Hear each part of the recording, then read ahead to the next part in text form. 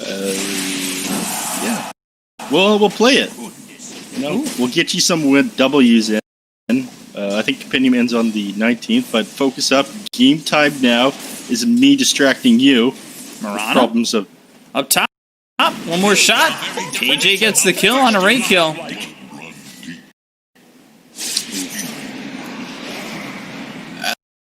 That's gotta hurt. Early extra damage as an Elder Titan always feels great. Oh, Yeah, quick we'll deny, see. get off that battle hunger. Look at KJ, man. Min-maxing. Yeah. We'll see how he decides to proceed here once he hits level 2, how aggressive he wants to play. Again, you got that counter initiation with Echo Stomp, or continue to click people down with this natural order. What are you going to do, buddy? Natural order. Yeah, that's what he does. You know, he's feeling powerful. Now we're stapling with power. Yeah, now you've got one of those power staplers, not just the little ones that you get in the classroom as a kid. That doesn't staple your papers together. We're talking about the dangerous ones that my coworkers somehow hurt themselves with. Alright. Mid lane, it's pretty back and forth. Again, you're burning through a lot of your HP and mana on the Zeus, though. Trying to go forward. Gotta be careful. I think the bottle's coming out to him now. Yeah, he's got it. Things will get easier for him. Oh, re-kill, missing that arrow. He's going to need people rotating in and helping him out. Again, Kunkka is able to zone him out of lane. He has way more kill potential. Pop the cell, grab that Tango. He's going to be full HP. You're still pretty low on the Zeus. Again, you need those 4-minute runes, 6-minute runes, and bounty runes as well. You know, spam that arc lightning in the lane. Still, though, a 1K lead already for the side of Team Brazil.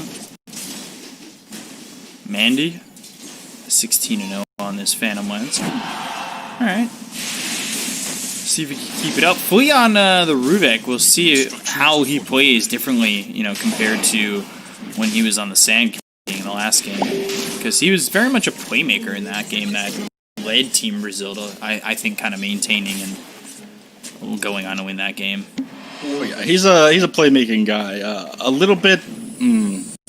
He's less aggressive than Moonmander, but I'd say like his impact in the late game is a little bit higher because he plays a bit greedier. Moon will just be like a mad dog and chase the enemies down with his style of roaming, but it's a bit harder to roam on the Rubik. Rubik definitely has a very big impact if you can steal the right spells. So people dropping very low everywhere on the map. But we're almost at the 4-minute mark, so of course, this is what we see every single game with the Marana. You make the holy trek over to the bounty, or sorry, the power rune. It's help secure if you're mid lane. 2 masts on this brigand team. Yeah, they should make position 4 support like a religion. I would follow it. Bow your heads. You know, do your pilgrimage to the rune at 4 minutes into the game. Help push the catapult wave. There is little hope for Dire's middle tower. Do your thing, you know, be a great forward position. Extra 24 damage for KJ. Not really doing much of anything. They're still maintaining a 1,000 net worth lead here for Team Brazil. The CSing isn't exactly amazing. Top lane. Radiant's courier has been slain. Benjaz? No spins when you need him. He's trying. He's got 2 points into the counter helix. But forward, raid kill, wants the arrow, may not even need it. Thinking about throwing it, holding it for now, and leap forward, battle hunger. Bounty. He ends up dead. Raid kill gets credit for that one. Grabs the arrow afterwards. Mid lane, you know, he's zoned out as the Zeus. You're forced to hit these creeps over here. Not quite 7 minutes in the game, so no neutral item's going to drop yet, but he's got to run back to base. He's sitting on his level 6. He's got Thunder's God's Wrath available. He's going to want it if someone drops to low HP. Dire should look to their middle tower. If anybody gets low enough for that Thunder God's Wrath. Dire's middle tower is under attack. That bottle. He's back in the mid lane again, though. He's a little bit behind Mr. Jeans again. You have to worry about this Tidebringer harass constantly coming into you every couple of seconds. Oh, no, he doesn't get the regenerate. It's so good for helping him catch up.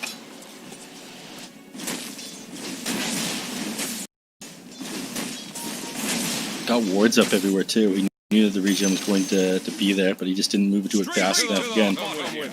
Axe, Thunder God's Wrath. I don't get the kill there. They chase back this Axe. They actually got the Katalo with that, too. Ooh, yeah. Almost got him.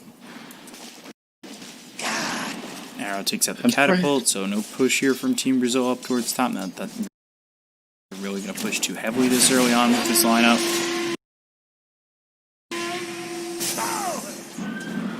This is kind of funny. You opted to go max overwhelming odd.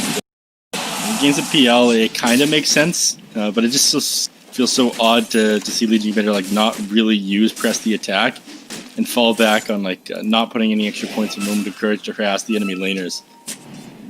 Because of that, you've done like a decent job in the lane. You are a little bit behind CS and Legion Commander, but I think Legion could be further ahead. Radiant should look to their middle tower. Kunkka already 61 and 4. Probably a couple of those, or a good amount of those, are neutrals. As Elder Titan top. You get the call there? Yeah. Quick did that guy go down? Took a lot of damage really quickly from pulled his overwhelming Yo. odds. Prada survives. Mandy gets into the trees. Very close to going down in that situation, but they bring Mr. Jeans over. They've got the X as well as the Torrent lighting away with the Ghost Ship. Take out King RD. Good rotation from Mr. Jeans, who's having a stellar start to the game, going Radiance. Oh my. We talked about this one and why Spectres don't really go this anymore. We play really fast-paced Dota at the moment. Again, the mid laners, you've seen kind of like burst damage heroes or like once in a while. Oh, Axe, he's just going to go down here. No fault. 40R gets the kill, and Benjez farming aggressively like that, getting the pull, throwing it into the neutral camp, trying to counter Helix, get as much as he can, but losing your life, I guess maybe not expecting the Zeus to come over? No, definitely not. That guy's just been kind of sitting mid inside his own jungle at the moment. You don't really expect his rotations, especially with how they've changed him around. It's very funny because how they nerfed Lightning Bolt but buffed Arc Lightning and Thunder God's Wrath, his build has changed from him being like one of the only high participation mid laners to being somebody who just would rather sit back and farm. Spam out that creep wave in the mid lane, keep them off his tower, and get ahead of the enemies. They keep an optic on the Phantom Lancer. They got on Zeus's side. I mean, he doesn't want to be holding. He wants a mana regen item. He wants like an arcane ring. He wants. He's just gonna go back to base, plant this mango tree, and then use these mangoes all game. Let's go. And Kunkka is farming up a storm. Top of the net worth. Look at the stack for him to get to going towards this Radiance. It's not bad. It does take him a little while to clear through it. But like I was touching base on before, it's a little bit difficult to get Radiance at the moment on heroes like Spectre. You just want to be playing faster than that. Saving up to 3,500 gold, and not really coming online for like a full like 5,300 is a pretty big commitment. No, it's 5,150. NA maths, everybody. I don't count so good like. Figured. Our math is not that great. Flea. The top lane. Has him solo XP for a little while. He's going to hit level 6 here. Mr. Jean tried to dive him, but you know, you miss your torrent. You give it to Rubik. It's level 1. That's all he needs. Telekinesis into the torrent. That's all you need.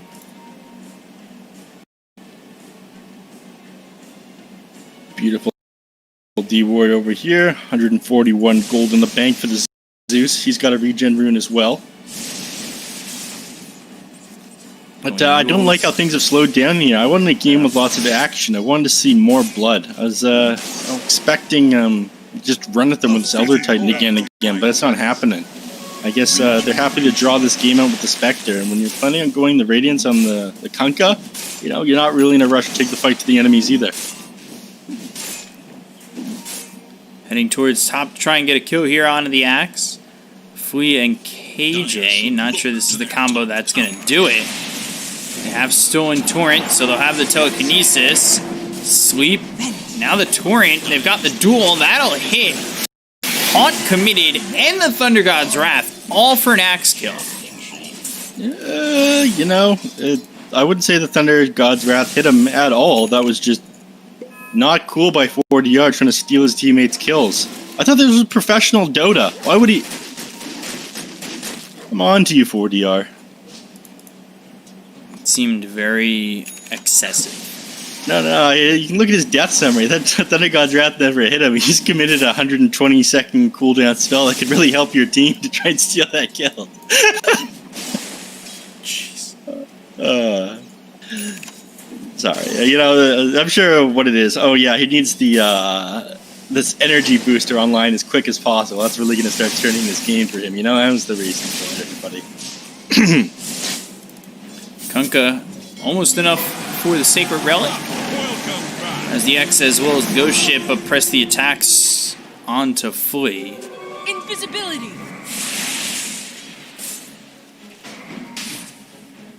Meanwhile, Mandy's just free farming bottom, going into the Diffusal. Oh, and he's got the Diffusal dropped off now. So Oh no! Now King RD can't go on to him, or he gets his mana drained. In fact, he knows the enemies are there. This is oh, is that the big brain play where you watch your XP and it doesn't go up fast enough, so you know the enemies are around? Yeah. Yeah. Radiant should look to their bottom tower. Mandy, big IQ, despite it being so late at night. You know, there's nothing he doesn't miss. Radiant's bottom tower is in danger. Except for the win last game. That was Dire should look. top lane. King ID in position again. Wants to go on the enemies, but it's telegraphed. He hits him with the arrow, trying to get vision of people in the trees, and they get back immediately. They're still coming over, but I just don't think that's the right call. Meanwhile, Mr. Gene's continuing to farm and is only a couple hundred gold away from this Sacred Relic. There is little hope for Dire's middle tower. He's you need to stall out for a little bit longer on Infinity, though. Again, this Kunkka investing so heavily into that, and like Zeus already having his Yule Scepter. If they take a fight, it's like, it feels like you're more than 3,000 gold behind. Well, he's got the Sacred Relic now, so it definitely doesn't feel that bad. He's got the extra 60 damage. Radiance will be big, though, and after that, I think he just tanks up. Maybe, I don't know, Hood Defiance, Heaven's Halberd.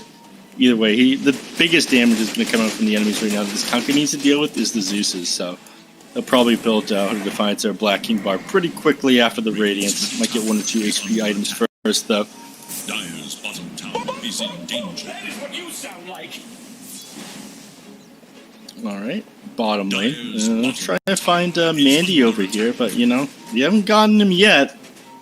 What makes you think you're going to get him now? If you couldn't find him with the Invis Legion commander prior to him having his Diffusal Blade, it feels kind of hopeless. Thunder God's Wrath gets used for vision, but Mandy's already back, so they won't even find him bot. Yep. I think they're going to find him underneath that tier 1 or something. I have everyone in position. Again, KJ with that Astral Spirit Echo Stomp would interrupt any TP. Fully with the Illuminates, very scary. That's a lot of damage. Get this tower over bottom. They lose their top tier 1. Gold going the way of this Kunkka puts him just a couple hundred gold away from finishing the Radiance. Got this extra 60 damage, and he's already hitting for 231. So, you know, there is a lot coming from Mr. Jeans, and with that Tidebringer being level 4, this is certainly dangerous. Ooh, Mr. Jeans would love to take this stack. Lands the Torrent. King RD gets caught, but there's nothing more to this. Mr. Jeans saying, don't mind if I Scooby-Dooby-Doo, and finishes up his Radiance. He's got the gold now. And at the exact same time, Benji has with the Blink Dagger. What do you got going on over here, Mandy? You finishing up your Yasha? It's heading over to you right now. Yeah, I thought so. You know, all these heroes hitting these timings, and just another. Yeah, you got mech now on Marana. What'd you just buy? Where'd your gold go? Okay, yeah, that's a mech recipe. Never mind. It just didn't unquick buy from him. We're fine. So, Blink Dagger, Radiant, Yasha, Diffusal on PL, and Mechanism all finished on the same time for the heroes on Infinity. You think this is good enough to be able to take a fight? They just revealed like a bunch of super good items. Here we go. And they'll just take these stacks. Mr. Jeans, though, needs to be careful. Telekinesis, Earth Splitter, and all of a sudden he's just dead. Wow. Great reveal on the Radiance. Very formidable. Oh, no. You hate to see it. That did not set up well with the rest of the team. This Astral Spirit will come back to KJ in just a second. They've got the sweep, Ray kill. He has a mech, though, so they heal up. Overwhelming odds. All the while, Mandy just farming bottom. Diffusal Yasha. He's happy with his life. And the God's Wrath with the telekinesis. Ray kill ends up dead. Prada low, but he'll scurry back. Alright, it's time for you guys to start building magic resistance. Build your Glimmer Caves, build your cloaks, build your pipes, and get them out of the way. You need to stop letting the Zeus run over you. You revealed so many items just now, but you got owned by Team Brazil. Radiance, of course, if you're able to stay alive, great. You're able to farm, great. But if you get blown up immediately, then what's the point? Because you absolutely no sustain. We got the X that hit the torrent, flew left for dead.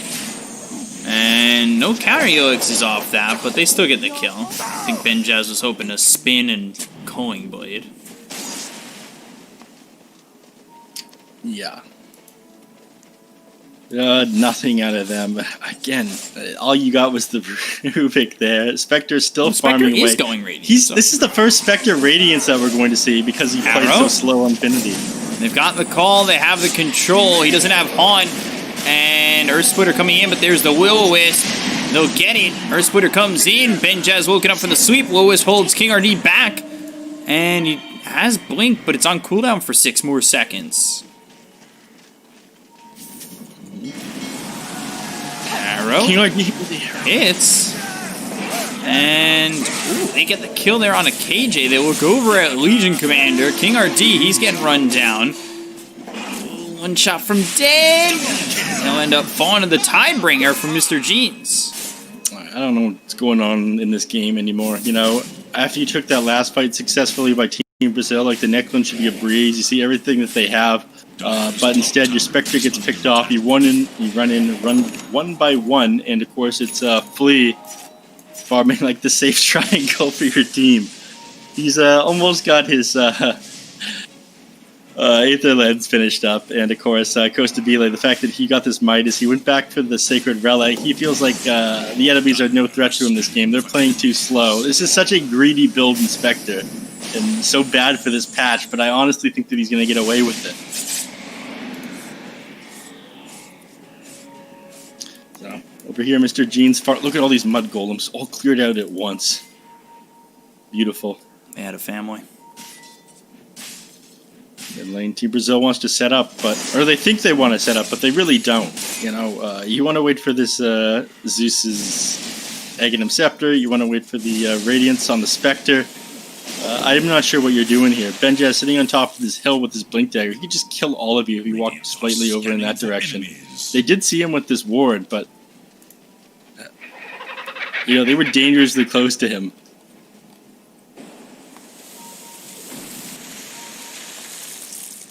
He'll starting to make his way over there as well. Here's the Radiance on Spectre. Haunt is online. They have Thunder God's Wrath available. He's level 15 on Zeus.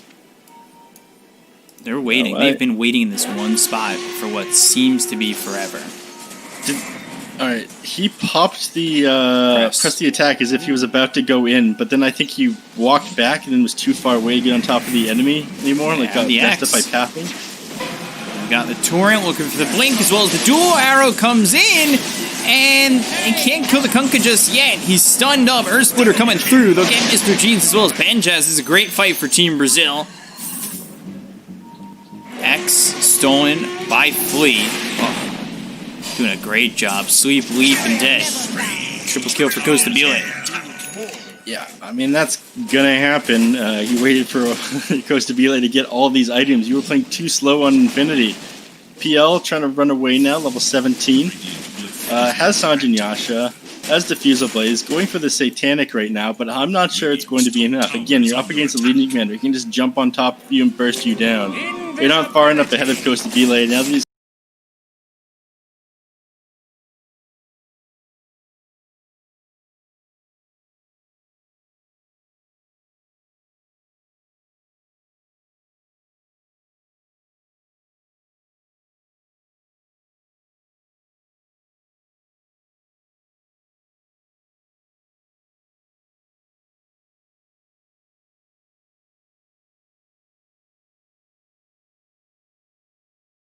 got that was like 19, 20 minutes into the game. All that coming out of you at once when you don't have that much farm.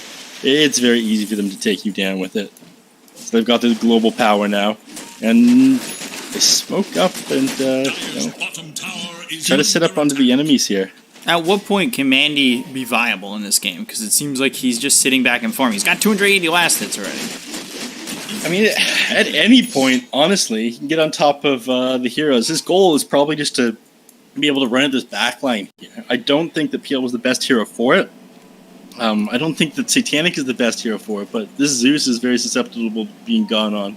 If you can like jump on him, the Elder Titan, you can obviously dodge the Echo Stomp with either Manta Style or with a Doppelganger, which is much easier to do.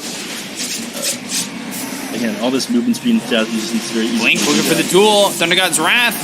Now the Earth Splitter coming down. Ghost Ship already used, so he'll survive this Earth Splitter with a lot of health. They get the kill on the King RD. Got the Legion. They have the X onto the Spectre. Torrent, Illuminate. None of Will-O-Wisp to work with. They do have Moonlight Shadow. If they look to disengage, Mr. Gene's just in way too far. Blink call. Now they lose Benjaz. Oh no. That's very intuitive to what you want. Yeah. Maybe you're feeling a little bit overconfident. You got these sort of Defiances done. You think, great, they don't do damage anymore. Well, you know, still did 5,000 damage in that team fight by the Zeus. You're not going to survive that. Spectre Haunt now up. They might just wait on the next Thunder God's Wrath before fighting into them. Again, yeah. It's like you said, when you're ready to take the fights on Mandy, are you going to be able to like hard carry this game? Yes, on one hand, Phantom Lancer has like been one of the best level 25s. They've nerfed him a little bit recently. He's still very strong though. But can you outcarry the Spectre, and can you deal with like the hard lockdown from Legion Commander? I don't think so. When you've been allowed to go this Hand of Midas Radiance build on Spectre, like you're activating very slowly right now. You haven't seen the worst of this. It's going to get very hard for this guy. On use Blink duel out onto the Phantom Lancer. They catch Mandy. Wow. Ooh. Costa Bile also got Prada. Mandy dead for 60 seconds. They could probably take advantage of this pretty heavily. For all the farm this guy has, he's dead in a fraction of a second. Them managed to grab it before he gets to Satanic is even bigger. Costa Bile makes his way into the Roche pit here. It's going to be kind of slow, actually, without the Manta Style and Spectre. If 3 heroes hitting it with Desolate, you're good to go, but you know, only 30 damage on this Legion Commander, level 13. Costa Bile is able to tank it up, but it would have given the enemies time to go over there. Unfortunately, they're too far away and the TP's on cooldown on this Kunkka. They're just not going to make it. They take it, and Spectre even more invincible. I'm not sure how you kill this guy twice. Manta Style now complete. I think, honestly, he just heads back to the base, gets some mana, or sends himself out some mangoes that it looks like Zeus is probably hoarding. They're supposed to have an unlimited supply of mangoes. I see one in the base right now. What you're witnessing is the effects of capitalism. The mangoes do, in fact, not trickle down from your Zeus. Supply and demand, man. There's actually 2 mangoes on the Keeper Light, so he'd beg to differ. Trickle down mango economics. Economics, yeah. Mangonomics. It's just a theory. Prada is farming out the jungle. I'm not even sure he should be doing that, blasting those creep camps, because every one of those is farming or taking away from this PL. To send his courier up into the side shop here. Almost has, there we go. He's got the gold for Satanic, but if he grabs it, he's got to buy out for it. But in all honesty, I think you do. I think you get too much from the Satanic. I think you have to, at least. Yeah. I think if you die here, because you don't have the Satanic, you lose. And your game can't get far enough ahead. Satanic might give you enough bulk and to be able to take this team fight Like up. Shadow, ooh, going after an illusion. No. Costa Bile is not the hero you want to initiate on. Believe me. He's got the Aegis. He's got 2,000 HP. This is a very big boy. Yes. They might just try to chase him down. The enemy team jungle. Things have slowed down quite a bit. Again, even though there's a Zeus in the game, these people really haven't been fighting that much. This hero's very happy just zapping away enemies, but we haven't seen that. Same goes for Infinity. Mandy just farming away, even though Spectre's going to out-farm him. They've Fight used starts. the haunt, Where's they the go Thunder up towards God's Wrath? top, they find themselves the duel, and Thunder God's Wrath to steal the kill. Also, Prada dead. Again. Yeah. I don't even think they realized they were on that hero there. That guy died, let me open up this death summary. 100% from the Spectre Illusion and the Thunder God's Wrath. Oh, it took magic damage from the Rubik, never mind. Paladin Sword probably making Spectre even more unkillable. If he doesn't hold on to this Dragon Scale. Again, he's able to sit in front of the rest of his team. Whack the, they give him the Mindbreaker. Your tower DPS has gone down. 18 per tick is pretty good. You get the armor as well. This guy does no cares arrows. Let's hit him. I honestly think the Dragon Scale would be a little bit better right now for their pushing and make it that much faster. But Mindbreaker pretty good as well. Magic damage, the silence, the bonus attack speed. Not bad at all.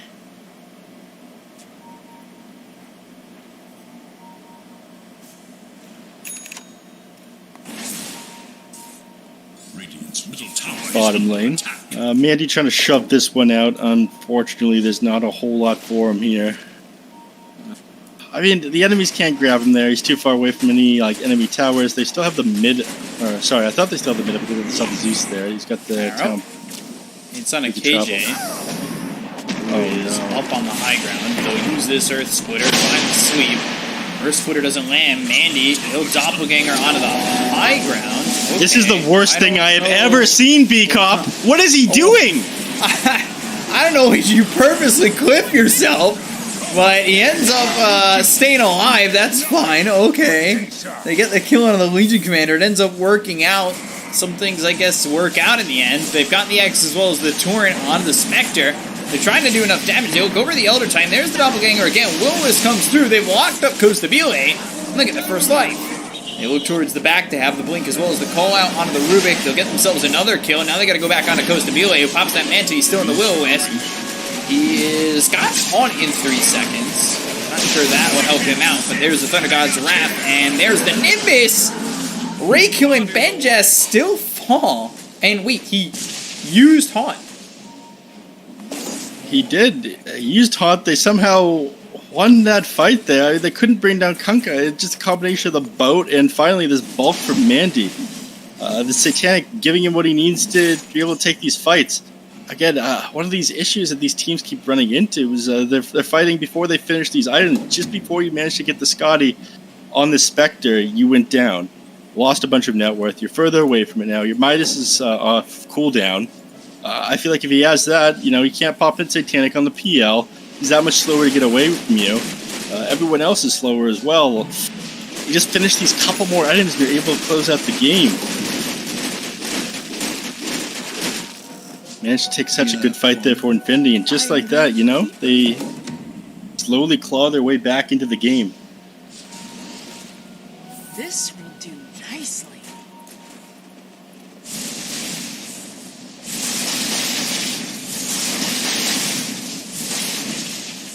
Mid lane. shove in the lane with the illusions over here. He's shoving it back with a fade bolt, but both these teams starting to posture around this river, around this Roche pit. Got another 2 minutes till it might respawn. Teams want to start to put wards up around it and get ready to take a fight here. This next one is going to be extremely important to end the game. You probably want to try and close this game out when you're at around level 25 on this Phantom Lancer. Getting a little bit closer to his 6 slot. He's at 5 at the moment.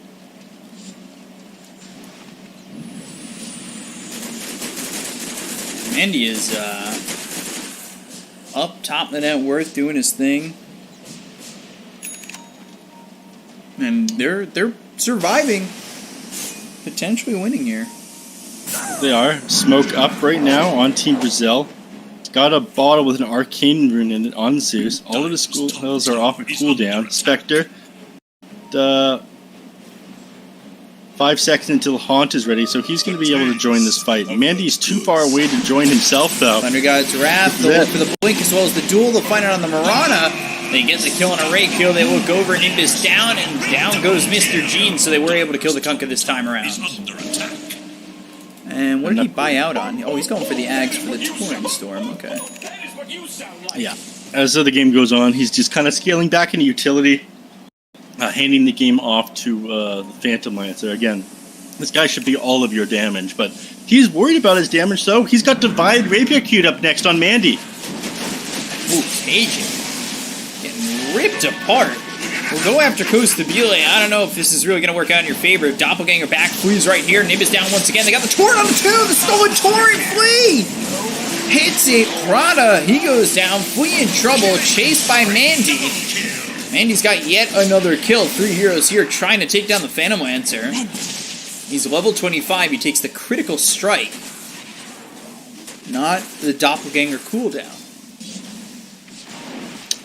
Yeah, Mandy. Sitting, once he's level 5, I mean, this 24% to 200% critical strike, it is an amazing ability. And increases your DPS so much. If he gets this Rapier, he's just going to be able to burst these heroes down instantly. Rubik is just getting run at by the Phantom Lancer at this point. You can't really do a whole lot about it. You don't have the control to take him down. Even if you do stun out the Phantom Lancer, he's got so many illusions going on top of you that you're dead. So he realizes this at this point. Buys a Ghost Scepter, knows, alright, if he gets on top of me, I'm just removed immediately. I don't want to be just food to Mandy. So he's forced to go that. Doesn't have buyback anymore. But, again, this is your timing right now on Infinity. You want to be able to finish up this Rapier on Mandy and end the game. Oh, they catch it out with the smoke.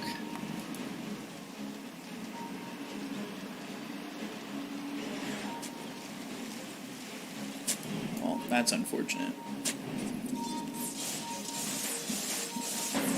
Get rid of the vision. Drums used. Chases on from Mandy. Has the diffusal coming out of the Elder Titan. Spectral Dagger. Press the attack. Blink call. Lands on a 2.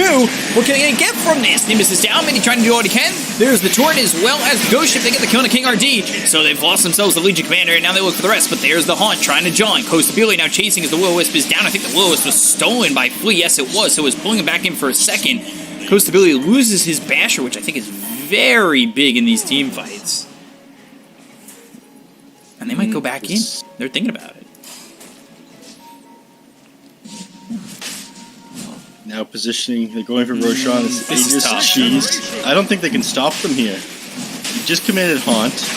Mandy has the advantage of just constantly being able to brawl.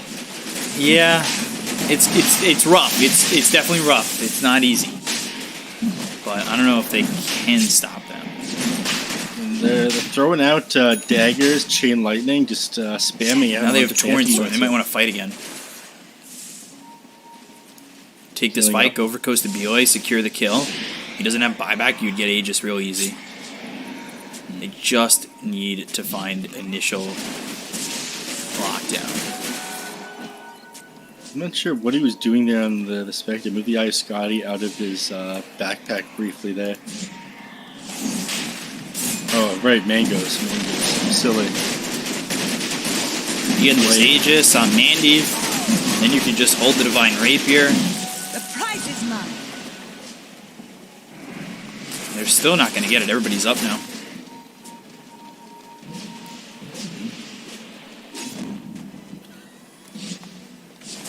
Did both teams smoke? Yes. There we go. Both teams smoke. You don't want to take this without Haunt, though. And no Haunt. Torrent Storm is available. And here it comes. Hits onto the Rubik as well as the Auto Titan onto the back lines. They get the kill on the King RG. He buys back immediately. Now they look over. Goes to Bile. He's in the front lines. They get the kill on Benjaz. So that's 1 for 1 so far. KJ getting low. Manny going to the back. Looking to find these supports, but they've got the damage, and he's sitting low. They'll find Kustabile. He's in some trouble. Satanic on cooldown. Mandy trying to run. He ends up dead somehow. Duels out on a product. Kustabile dies. Benjez gets the kill. King RD continuing to move forward. The Will-O-Wisp is down, I believe, from Fleet again. Yes, it is. Arrow thrown out. Won't land on anybody.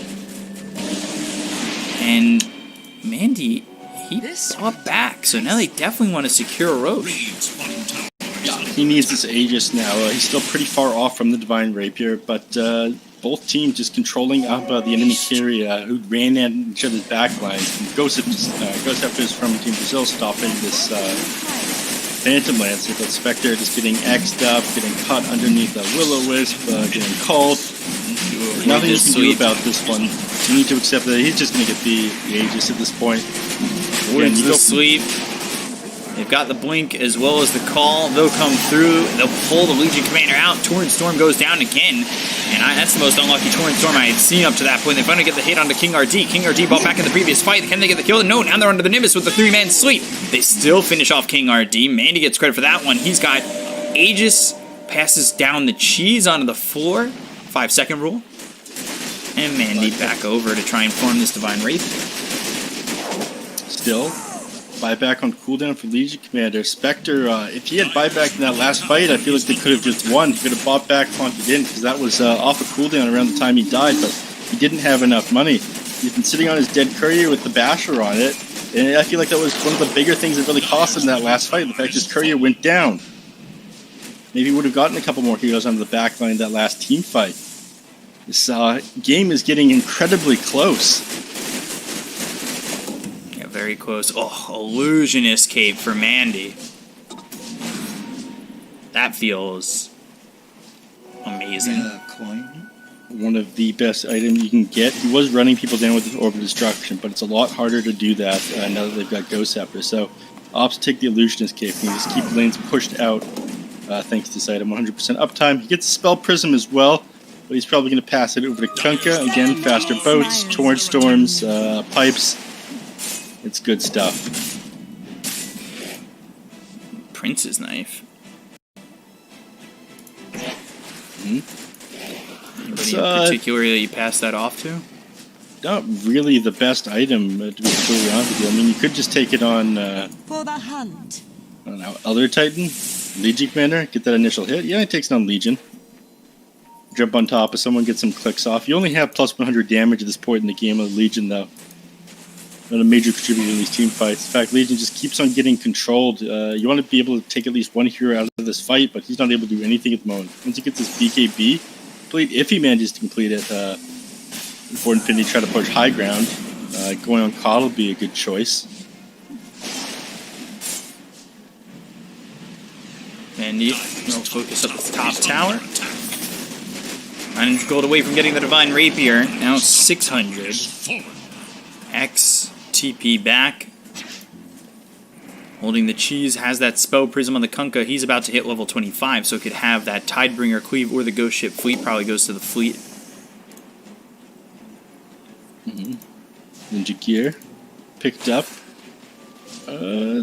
Yeah, you definitely keep the Illusionist Cape instead of the Ninja Gear. The Ninja Gear nice on a couple of heroes. I actually like it on supports. Again, you're able to just sit super far back, keep yourself smoked up.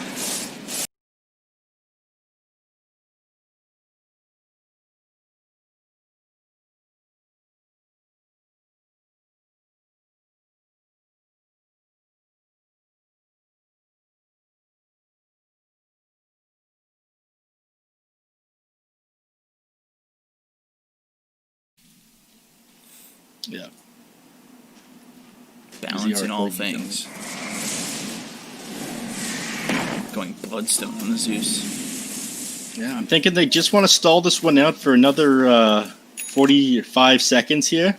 They're probably keeping a timer. Once they know this Asia expires on the PL, his buyback is still going to be on cooldown. That's their window to end the game.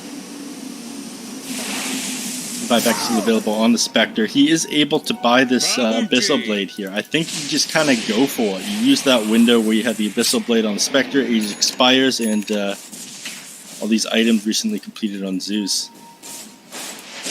Gonna got his Wrath, getting some vision, spotting that Radiator inside your jungle.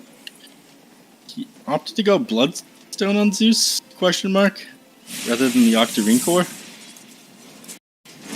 Yeah. Okay.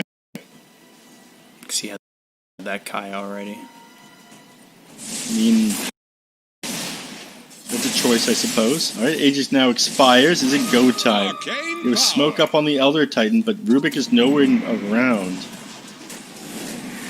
Grabs the Shrine, gives him a little bit more map control, but you need to start making moves. You want to be able to take advantage of this PL's lack of buyback. Yes, he has Divine if he goes down once, it's a big problem, but even so, if you get Divine Rapier on the Spectre, or Medi does manage to buy back in one of these fights, I feel like he's still a major threat without this Divine.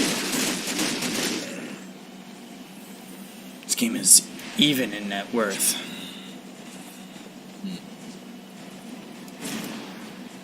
Arrow. Almost hitting Costa BOA, leading the conga line down mid. Finally smoked up here. Let's go. Goes to Belay pushing down mid lane, but everyone playing very tight on the opposite side of the map. And you gotta figure this is where the enemies are gonna want to be. They want to play closer to your base. They're going to be in your jungle. You're not going to find a whole lot where you're standing right now. But I think them just afraid to commit right now.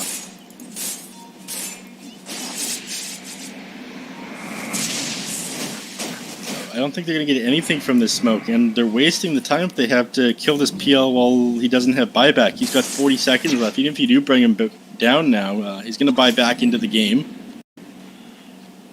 I don't like how afraid some of these teams have been playing, B-Cop. Again, I've seen this story so many times. You let the game draw out too long, you just end up losing.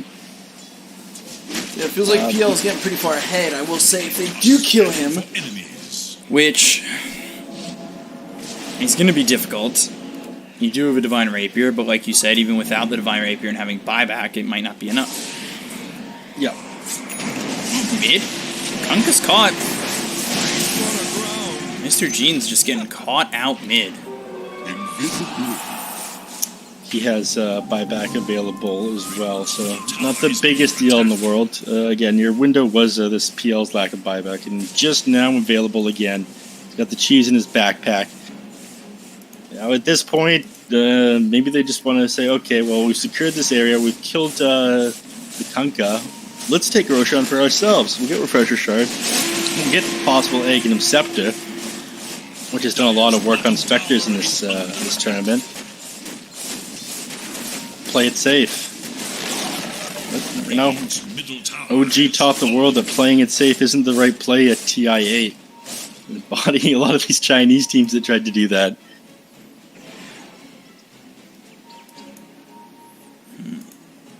See the respawn timer, another couple seconds here. Butterfly. We'll see what Roche ends up being. It's on Roche. Tower is under attack. Don't bore me like this, game. I know that Infinity isn't the team that's going to leave their base before the Roche spawns either. So probably 2 minutes before we see any action. Well, they don't know that it's going to be 2 minutes. They just know that there's a minimum respawn timer, so that probably will force them out unless they somehow get vision of it. Can't just sit here. I mean, can't they? Scan out by the Roche pit from the Radiant, so that might just give them a cue to go, even though Roche isn't up yet. But now it's not there, so yeah. Who knows what they're thinking on this one. I see. Maybe they wait for Kunkka to come up again. Here we go, smoke. Let's go. Into the Roche pit. You know that nothing's there. Or you think that enemies are in there, but they would have taken it a long time ago if it was. The smoke doesn't break when they get close to the pit, so they know that they're not in there. Good measure, they throw the torrent up, click the courier down, they actually miss it, it's got too much HP. And of course the enemies have backed up as well. And the enemies not close, but they're starting to converge over by the Roche pit. Any second, this Roche can be up, and they wouldn't know it. They've got the Haunt starting this off. They have the telekinesis out onto the Mirana. They get the kill on the Reiko. Now they look over the Axe. They finish off Vengeance. Neither of those heroes have buyback. It is them not having buyback short the goal. Duel onto an illusion. Prada running away. Blinding light, but, well, he's dead too. So 3 heroes dead. Kato has buyback, but those other 2 do not. And there's really no way to get them that buyback. 30 seconds now, and maximum Roche timer of another minute. So they'll probably just hang around the pit. They think, all right, by the time Axe is up, it'll take them too long. We can probably grab the Aegis right here. So that would be the safer play, and by judging what they've been doing so far this game, it's the safer play they're probably going to take. Yeah, they play into the enemy triangle, make it so they don't have an aggressive place to play into the pit. And of course, they're going to turn right around. Just walked up to the Kunkka, and they abyssaled him, telekinesis, and he ends up dying. He just stood there, watched the Spectre walk up to him, and then abyssal him. That was interesting. It was. They see Roche is up. They have the courier out there, but they're not able to do anything about this. Kunkka does have buyback, but the heroes on his team down without buyback. He doesn't want to go in by himself. They're going to have to take a favorable fight here after the Kato gets back up. Axe does have buyback now, but I don't think they can wait. They can afford to wait these 10 seconds for Axe to come up. They're going to lose too much of their base too quickly. Unless they back up and play overly safe. Smile. Or just go back to Roche. Yeah, but this is the window of opportunity for the enemy team. You go into Roche right now, Kunkka can just buy back and walk at it. In fact, they get themselves in position here. They have a smoke available on the Keeper of the Light. Radiant scanning out, and they see at the very end that there was someone who walked into the pit. So they smoke up. Kunkka not up for another 30 seconds here. He needs to buy back. I don't know why he's not buying back. He should have bought back immediately. He has no way to get into this fight. They don't have Torrent. They don't have Ghost Ship. He went to the Ghost Ship fleet. They've got themselves down the Will-O-Wisp. They've used the duel. They'll kill Mandy very quickly. He ends up dead, drops the Divine Rapier. It's still on the deck. Nobody's grabbed it just yet. The Aegis picked up by 4DR. Divine Rapier. Oh, the Will-O-Wisp! Raykill gets away with it! Oh, okay. That's massive. They pop the Aeon Disc. Prada. Now Mandy going further. They no longer have the duel, but they've got the Nimbus down, and Mandy might just be dead again. Doppelganger forced to run. And they get further back. Finally, the Torrent comes in. Ghost Ships flying through. Costabile into deep. Can they get the kill on the Spectre? That's 2 ships. Make it a 3rd. Torrent Storm. There it is. Landing on everybody. Benjez ends up dead. Costabile goes down. He buys back immediately. They get the kill to King RD. He's there for 2 minutes. Another Nimbus after the refresher was used from that Roche. Need to back off Mandy. He doesn't have Satanic at the moment. There's the blink and the call on a 3. Torrent follows it up. Sleep coming in from KJ from a distance. They've got Mr. Jeans low. It's not enough just yet. They get the Aegis out of the hands of the Zeus, but there's the Abyssal Blade from Costabile on a Mr. Jeans. He didn't buy back. You gotta remember, now he finally does. 4DR going in further. Mandy's back with full health. Bloodstone's been popped by this Zeus, and he eats the cheese. It's still not enough. Arrow coming in. Costabile and Flea. They've got KJ over to the side. He's got himself maybe one stomp left in his gas tank, and it's just not going to be there for Flea. They look over at Raykill. They get the kill on the Mirana. Mandy turns around, looks to maybe kill this Spectre. How does he get that Divine Rapier back? The Will-O-Wisp lasts one more tick. And it's that extra flicker from level 15 that allows them to pick up the Divine Rapier with Raykill walking over. It was on the ground for so long. It was. Everything was on the ground in the middle of that pit. Everyone just had to go. I think my biggest frustration with that fight is the amount of times that Mandy got to get out and go back in. Again, he just dropped so low, then reinitiated onto the creeps with Satanic. He ended up doing 18,000 damage over the course of that team fight. He is the only hero that matters, and he kept slipping away. PL, now at level 30, is just too hard to bring down with this minus 4 second doppelganger cooldown. He's also got Ag's Blessing. And now they're too afraid to go out into the enemies. Again, if Mandy played this afraid, his team would have lost here. This is several times now he just had to commit and go onto the enemy heroes and was rewarded for it. But Team Brazil playing so scared, so far back. Then a God's Wrath comes in. And what's crazy is the non-buyback from Mr. Jeans ends up saving them as well. Yeah. Get closer to this Divine Rapier now for the Spectre. I'm not sure that's going to matter. At least I think it's a Divine Rapier he's building. Sacred Relic on the Courier, maybe? Yeah. No, MKB. Oh, no. Monkey King Bar. There we go. I'm not sure Monkey King Bar is the play, you know. You get 75% accuracy, or you get 100% accuracy with Divine Rapier. Another Divine Rapier for Phantom Lancer. The only one who has buyback is KJ. Yeah. And now with the way Brazil's playing, I wouldn't be surprised if they just play so scared right now. They wait for PL to have buyback again. You know, you let him come back in that fight. You waited all this time. And you had like the Aegis on the worst carrier. You had the Cheese on the worst carrier. I'd say that even the Refresher Shard being on Zeus was a bad play. You put any of that on Costa Bile, the fight is won. But he didn't pass any of it over it. They just left all of that sitting inside the pit. So Team Brazil coming in part of the seams. Yeah, they're just playing scared Dota. Might just end up costing them the game. Haunt, that ends up used. They're looking for the duel. Who can they find it on? Nobody! King Ardeen taking a lot of damage. There's the Ghost Ship. They get the kill on King Ardeen. Now they look at the rest. Torn Storm bouncing around as well as the Will. So they got the control on a Costa Bile. He's there for 2 minutes. This should be the final fight for Infinity. 4-staff over from the side. KJ trying to get out of this one. Will do so successfully. Flea on the run as well. They got those kills very quickly. Brought down in short order. And of course, you're fighting underneath this Will-O-Wisp. You're fighting underneath these boats from Kunkka. I mean, one of the best things about the Ghost Ship fleet is the fact that it refreshes that Kunkka's rum and the damage delay every time it comes in. There are so many times where even when you do manage to do enough damage to Demandy, it's the boat that's keeping him alive. He's just sitting at 1 HP for 30 seconds after the team fight, do that delayed damage coming in on him. And try to delay this on Mandy. Drop the stomp. Unfortunately, he just walks away from it. Tower dead in no time at all. Flea dead on the opposite side of the map, and he doesn't have money buyback. It's on cooldown still as well. Oh no. You play so safe, you wait so long just to fight into these Will-O-Wisp boats and let the PL get away. Blink Call hits onto the Elder Titan. Damage on the Mandy all of a sudden. Pops the Satanic to stay safe, but he is still taking so much damage. He needs to run.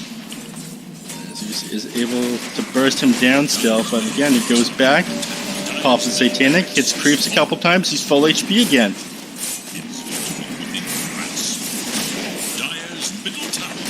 Go for the tier 4s, 34 seconds, Blink, Duel, Nimbus, Benjaz, low, and Ghost Ship comes in, it doesn't matter, they've gone for the Ancient, they get the win.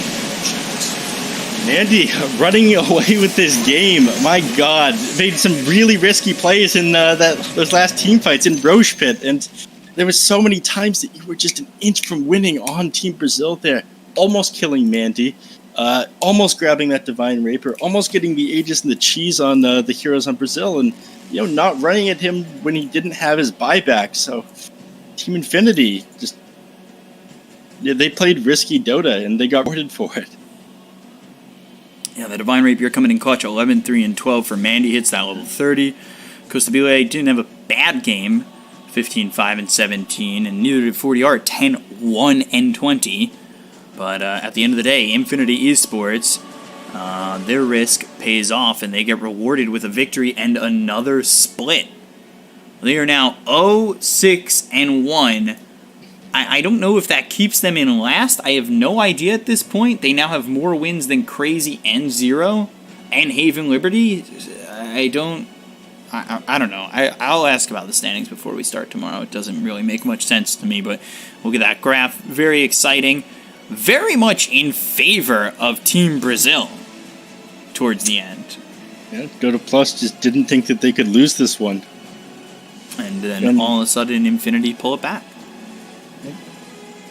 Doing a really good job there. And that closes out the night. Now we'll be sending you over to Southeast Asia. So 24/7 Dota here at Beyond the Summit. Again, shout out to our sponsors, Monster Energy. Shout out to the chat. Shout out to Beyond the Summit once again. And we'll see you guys tomorrow. 3 series tomorrow. Yeah, take care. Have a good night.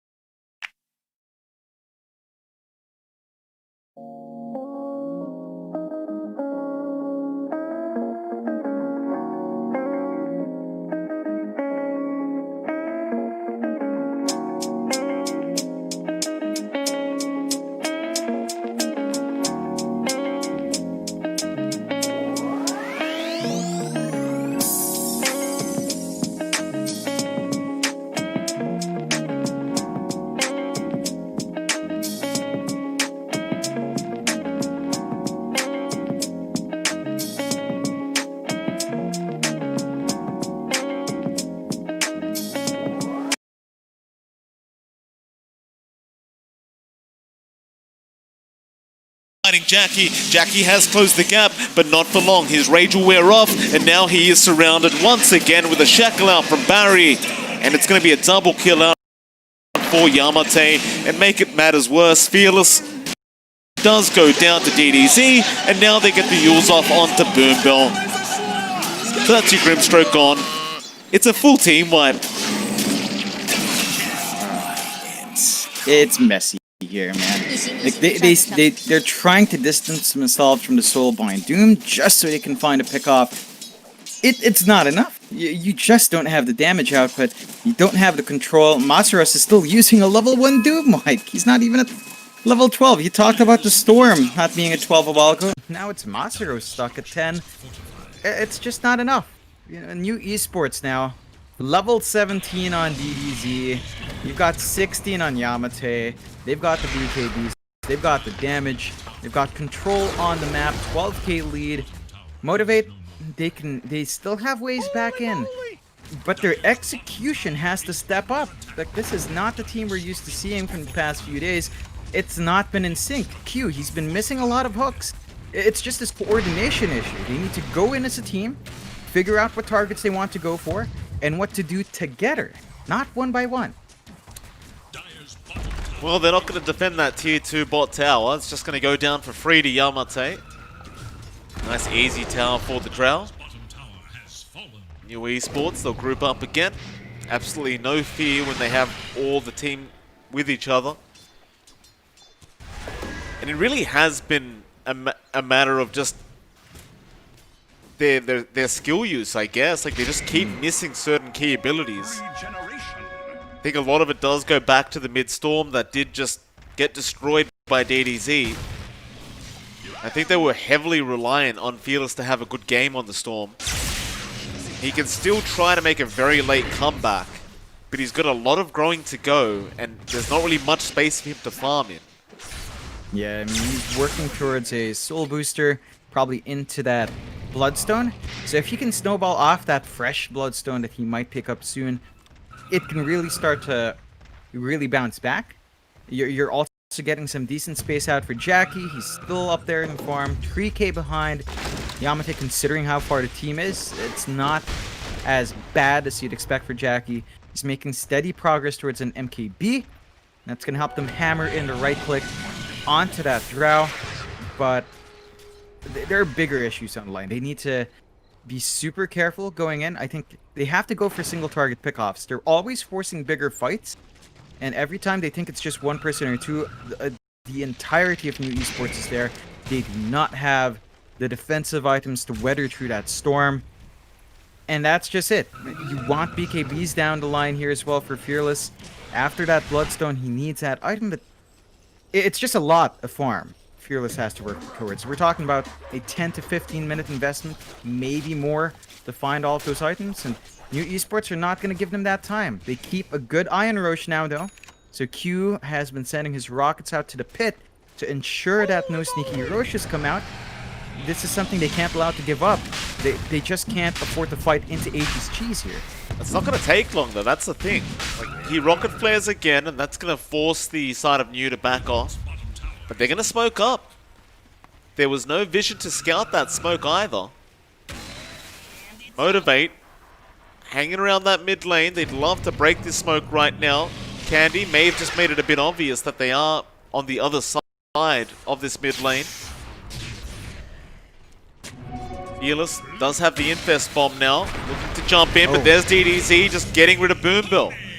He'll buy back. They need the double Doom, so they'll jump in. Fearless straight onto Mosin. No, they'll Doom up the Drow now. Just focusing on getting rid of that Pos 1 on the side of New Esports, but he's swamped down into Masaros. Yamate, he's going to die, but look at the damage out from Candyloon. He's got everyone in that Blood Ride. The Soulbind now is there, but Jackie, he's lost his life. Fearless does get the double Vortex, but does it even matter? Probably not. Candy's just going to chase him down slowly but surely, and here comes DDZ with the Avalanche, with the toss, and that's Fearless gone. Even with the Drow dying early on, it just didn't matter. Now Q forced a hook shot to save his life, but he's trapped in the Blood Right, and there's a tree throw out from DDZ with an Avalanche. DDZ will secure a double kill. They're not exactly going to be able to go high ground off this, but they win another team fight. Oh yeah, they're just finding everything. 32 to 12, motivate trust. It's that execution issue. Like, they buy back on Boombell, but he comes in too late to do anything with the Doom. And the combinations are just not lining up, and the lead continues to grow for New Esports. E-Blade up on DDZ. And if you thought the guy wasn't bursting people down before, well, he is most certainly bursting them now, as the damage output for him is just insane. And they go back into the pit. You know, no Doom to worry about, no nothing to worry about. It just melts. It does. Very, very easily. Maybe Roshan going down, second one of the game, and of course Yamate will take the Aegis. Candy gonna go ahead and pick up the cheese. And he may just give that over to DDZ a bit later on. In fact, no, DDZ, he could use the cheese if he really wants. Looks like he has a few too many items right now. So they give it over to Barry instead. The Wind Ranger will hold it. Speaking of Barry, by the way, John, he's almost got his own MKB. Which is problematic considering that is your support Wind Ranger. It's starting to feel like Barry's going to hit harder than Fearless. I mean, he already does, I want to say. Like, just with the Javelin alone, he's been able to really melt through a lot of these heroes. He's matching Fearless's level. You know, on the support Wind Ranger 16 to 16 with a Storm. That's just the state of the game. You know, Motivate, Trust, they're stuck for the most part in their high ground. They are playing in that bottom jungle, trying to farm up, trying to play catch up, finding these tier 3 items, new esports. They would love that telescope on their side. Of course, we've seen that balance out very well, but that is on the side of MG Trust instead. They've not quite found the best items for the tier 3s here for MG Trust to really turn around. And that high ground for New, look at the range. You know, it's Venge Drow. Yep, it is. That Vengeance, that Craigie coat's going to be very nice for the Drow. Mosen can feel a little bit more confident in his own survival now. Just having that much more armor up against the Lifestealer. And pretty much everyone else that needs to deal physical damage. They're just going to stick around with the Blood Rage on Yamate. They could just keep taking the tier 3 and they didn't even use the Blood Rage this time. There it is. Easy peasy. That range is not fair, dude. Jackie just loses half his HP to 3 hits from Yamate. Onto the melee barracks now. And Yamate just letting his team sit right behind him, knowing he's going to be safe, with Mosen to swap him out at any time. They're just going to slowly but surely get this done. Hookshot is going to be out from Q, but Yamate is going to get forced up now. But here comes Fearless. BKB will be popped by Yamate. Swap is out onto Boombell. That's going to be a dieback.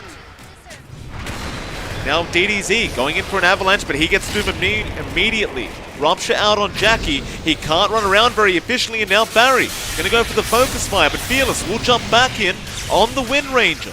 Trying to sort out Barry here, but he can't. Barry is just perfectly fine.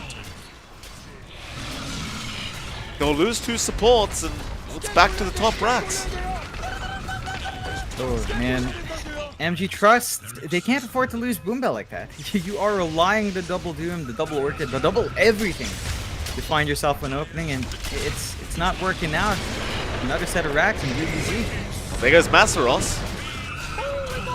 He's dead pretty quick from DDZ, and your mid-racks is definitely gone here. In fact, they could go for the last one as well. There's nothing to really stop them. No. They've taken out all the outer towers. There's just not much left in the tank. Like, they've got Boombell back up, they've got the Soulbind. Maybe you try a play with a double Orchid, but there's just not enough damage. They can try, and they're gonna try. You know, the hook shot in with Q and the Inkswell onto Barry. Meanwhile, they are going onto Drow, but looks like he's gonna be alright. Like, he's been doomed up, but they don't have the damage output. Fearless, he got shackled to a creep again, and he's just gonna get blown up. Yamate just standing his ground, kills off Jackie now. Fearless gonna buy back, but there goes Boombell. Masaros trying to fight back, but Yamate still has the Aegis. He might lose it now, but you've got to get him a second time. Can they do it? Q. He's stuck in his cogs, and he's gone to Yamate.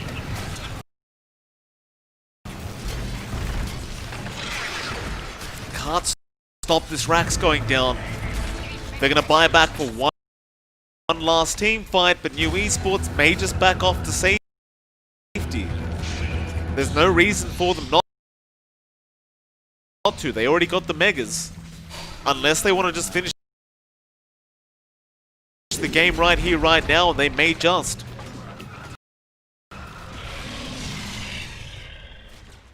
no, they'll take it easy.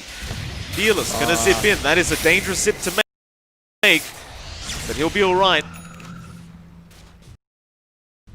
Now DDZ gonna turn back around with a great avalanche toss. Jackie gonna rush in on the Lifestealer, but look at the damage jump from Barry and Yamate. He'll get the infest in time on Masaros, but it's not like he's safe either. He'll BKB and run, but you're gonna lose Q. And now you're probably also gonna lose Boombell thanks to DDZ. They're going to try one more time. Masteros to blink back in, but God. he dooms himself now. Oh, he tried to doom the Drow, but the Lotus Orb was there, and Jackie trying to man-fight the Drow, does eventually kill off Yamate, but at what cost? The Avalanche toss and the Shackles is out, and that'll be it. They call GG. And that'll be game number 1 of the whole day, going to New Esports. Oh man, I don't think either of us expected that kind of performance from you. They step up to the plate today. MG Trust looks a bit rocky, you know, fearless on the storm. I mean, he is a very fearless player, yes. He was way too fearless there, just getting punished for overextensions, just getting punished for farming in lane without ward. MG Trust has to really clean up their game plan, maybe reconsider their draft.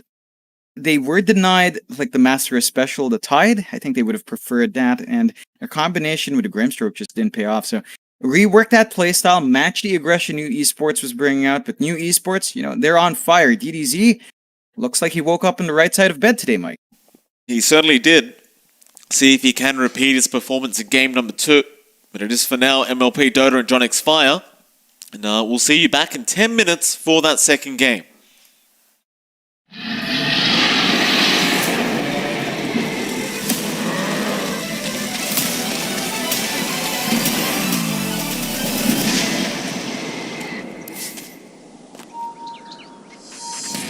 Ooh, that's live.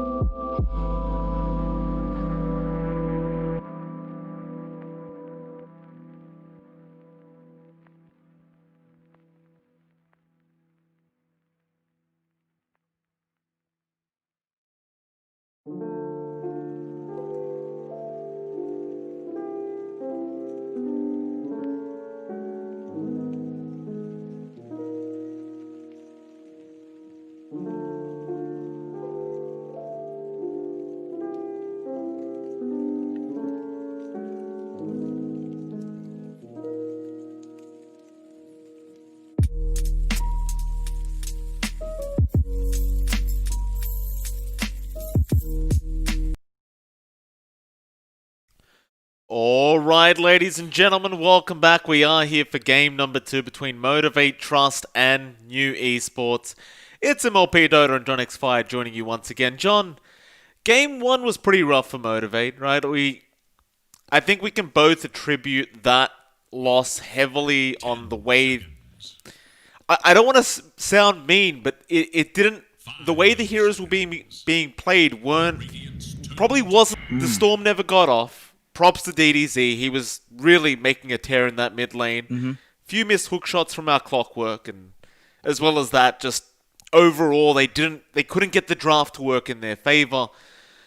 What do Motivate need to do differently? Do they need to make it more simplistic of a draft, or do they need to was it just a one-off kind of game? I think it's just down to execution. It felt like a one-off. It felt like they didn't expect New Esports to play the way they did. Maybe some of the hero choices as well didn't help out. I think Fearless, he's the kind of player who really does want to play Fearless. So in that case, you've got to give him a mid hero that doesn't want to farm. Like Storm can play aggressive, but you will need to pull back to build into that Orchid, to build into the Bloodstone. And he was just way too aggressive. He was up in front, trying to get some really far forward farm to buy space, but he was constantly punished. They need to give the guy something that can just get off the moment you hit 6 a lot faster. Still, you've seen the draft coming out already, and Motivate Trust, they open with a Void to take out the combo with a Phoenix, and they do pick up the Snapfire to deal with a Phoenix as well, but I don't have the best of confidence with a Faces Void first pick. It's so prone to being counterpicked, and even just this Venge follow-up from New Esports means that when you throw the Chrono out, you have to catch the Venge. There's no two ways about it. And Void against Phoenix is also a bit of a mixed bag. Like, if the egg goes off while you're in the chrono, then it's detrimental to you. You have to make the choice. Can I stay and kill the hero in the chrono, or do I have to run? There's a lot to think about now for MG Trust when dropping that big spell. There is, right? I think the reason maybe why they went into the Void is Jackie may have felt kind of helpless that last game. Like, we saw him on the Lifestealer. He had free farm. He was doing a pretty good job in my belief. His net worth was always pretty much the highest throughout the game, but on the Lifestealer, he was getting kited, he was being controlled, and he really couldn't do anything to help out his team. Maybe with the Void, he'll feel like, I've got a chrono, I can make big plays happen, Void's very strong right now. Maybe that's just the idea here from Motivate Trust, and they didn't want to wait till the second ban phase because the Void probably would have been banned out. But like you said, it allows the counter picks to come out, and we've already got one in the Venge. Luckily, Motivate Trust, they do at least get rid of the Drow Ranger now, so you aren't going to have that Drow Venge combination. But I'd hate to say it, John, you have another combination that is possible for New Esports if they want to run it. The Arc Warden Venge is available. Oh yeah. And that one is even more valuable here because you have the Phoenix Egg. So you get the egg, you drop the bubble, and that egg will live a bit longer, especially once you hit the level 2 mark on the egg. The Snap's not going to be able to burst it down by herself. Some right clicks will need to fly out, and New Esports, they can punish severely well with that. And look at MG Trust banouts. Beyond Avenge, they have to ban out the Beastmaster because of the reliance on that Faces Void Chrono. These are just bans that will allow certain things to slide through for New Esports. Like if we assume this is a Phoenix on off instead, and a core Phoenix along with a Sport Venge, there's room there for, say, an Oracle. So you get a free disarm there to interrupt that Faces Void. You get to save anyone in that chrono for a bit longer if you're not caught. And if you do get something like the Oracle, the Void will have to catch a Venge and an Oracle in the chrono. You have to catch both supports, and chances are you won't catch both supports. It's just really difficult, especially with how New Esports have been spacing themselves out. We saw that in game 1. They were so scattered off. You couldn't even get Soulbind onto 2 heroes to get a good Doom. So it's a tricky spot for Motivate Trust. They do go with a Mirana. It's another long-range hitter to help them deal with the Phoenix Egg. Of course, the damage and control it gives you is pretty nice. What I wonder now is, how are they going to run that duo of Snap Mirana? Like, both of these heroes don't enjoy being in POS 5, right? They need some initial farm, they need some initial EXP. And the prospect of a core snap for Motivate Trust, I mean, we've seen it a lot from different teams. We've seen it a lot more from Bach, but it, it it's not the best. Bach and I believe it was Raging Potato as well. It doesn't bring too much inspiration if that is going to be a snap core, and as a support duo, it's going to be difficult to get those initial levels. That's what MG Trust has to watch out for here. That's fair. I do wonder as well if New are going to go into that Arc Warden pickup, right? You pointed out the fact that you can magnetic field on the egg, and you have to close the gap and kill it somehow. It's you've got a snap bite, a combo the Phoenix, but then magnetic field can make it so you can't even do that. It could be a very rough one if they do go down that route, but New Esports for now at the very least do go for the Sand King pick instead. That's fair, we have been seeing a bit of Sand King. It hasn't been very successful, right? The Sand King, it has been a bit off as of late.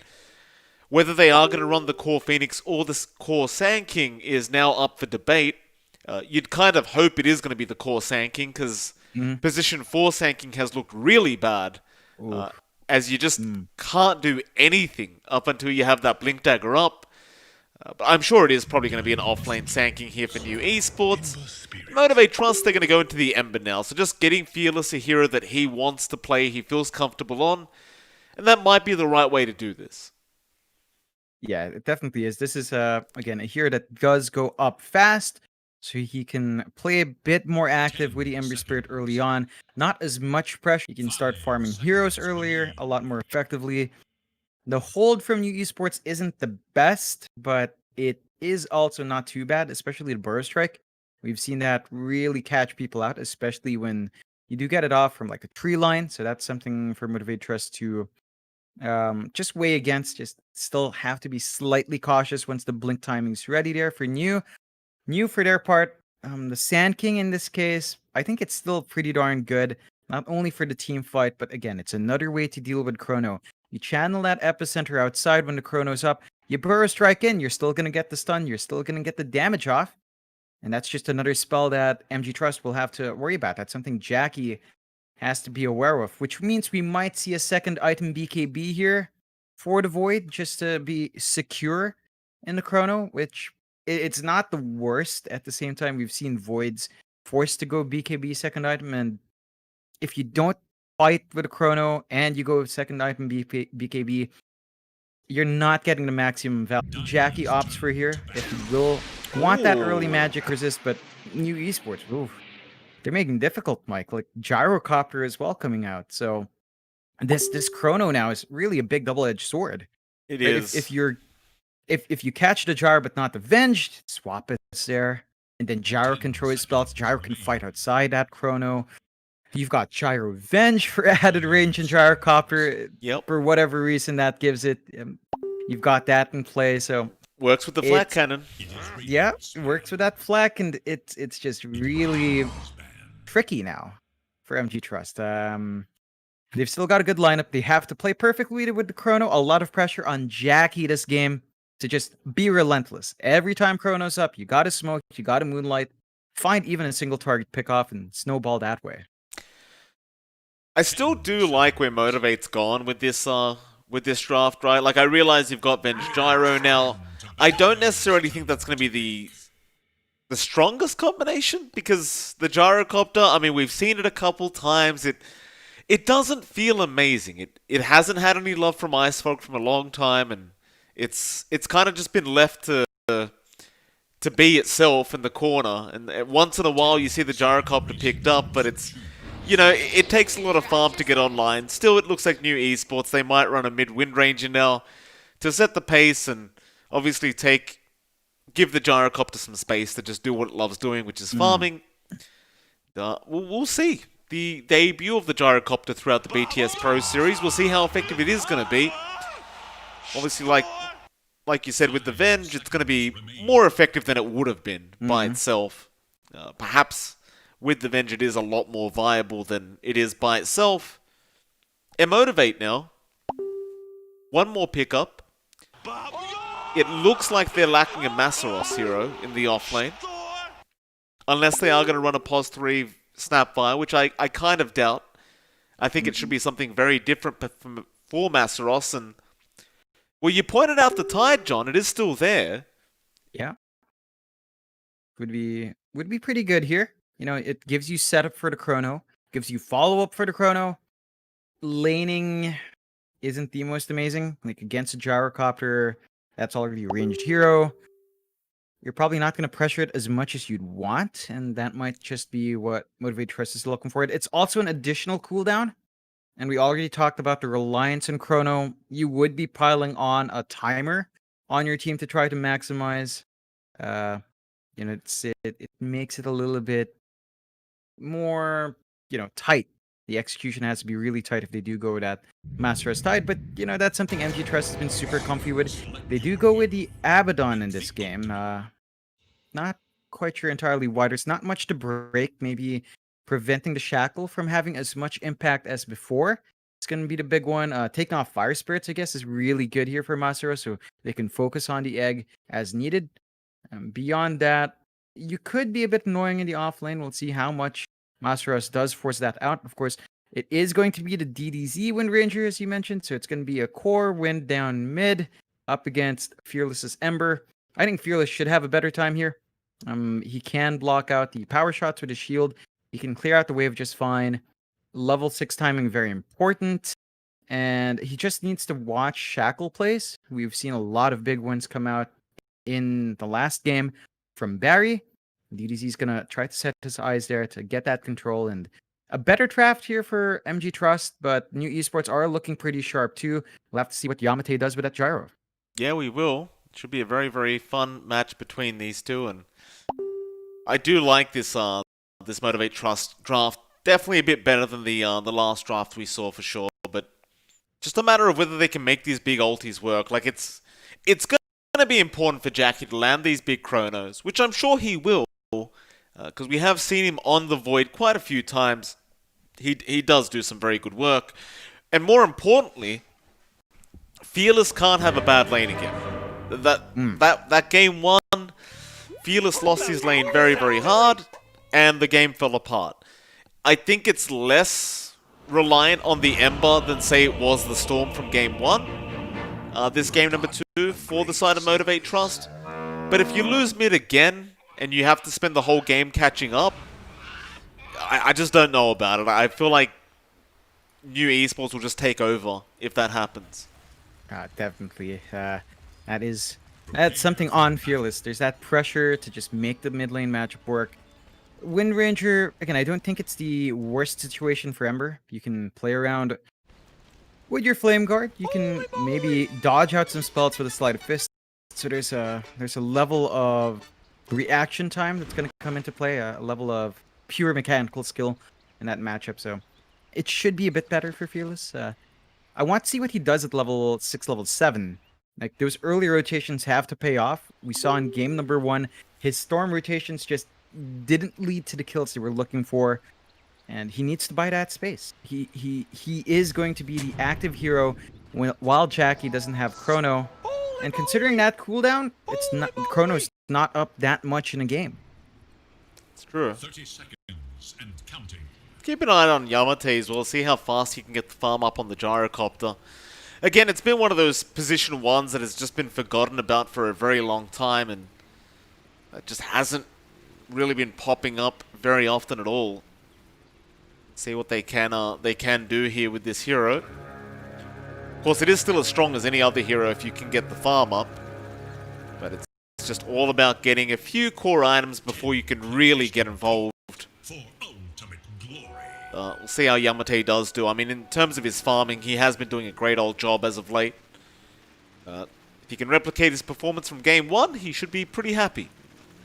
Yeah, and again, he's got this laning duo with Mozen on the Venge, so he gets a little bit more range, gets pretty good support to try and trade hits. So Mozen, of course, going to be playing with a Wave of Terror early, getting right clicks off. Masaros, Abaddon early on is not the tankiest beast, so he's going to have to balance out his use of the Aphotic Shield and the Mistcoil.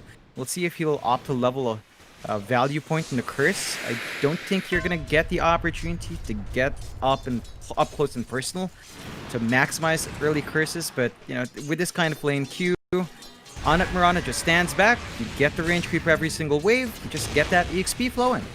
You do.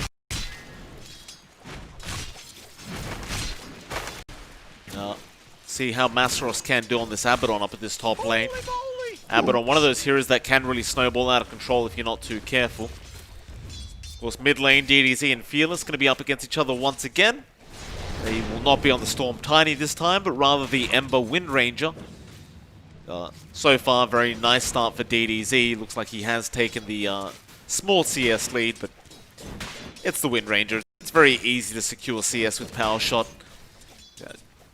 Could be a bit hard for Fearless to really try and overtake the lane, and that's actually a very nice deny from DDZ on the range creep. And you don't want to lose those if you're Fearless. You do need that XP.